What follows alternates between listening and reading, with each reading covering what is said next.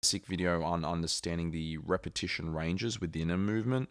So you'll notice that many times I give you something like 8 to 12 repetitions, or 8 to 10, or 12 to 15.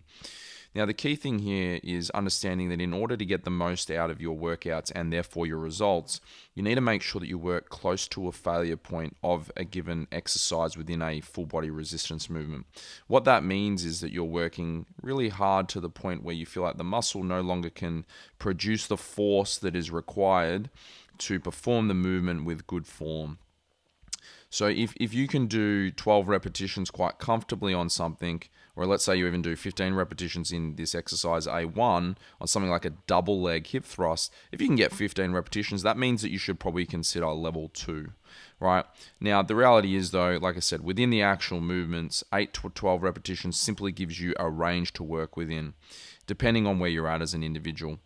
If you get 5 repetitions, for example, it's probably too heavy or too hard of a movement, and therefore you would actually regress the movement and make the exercise a little bit easier. And once again, that's another reason why I've given you 3 levels to work within. But simply, this is just appreciating the fact that everyone is individual, and a range is probably makes more sense than a fixed number. That's how I would like you guys to interpret this information. If you have any questions, please let me know.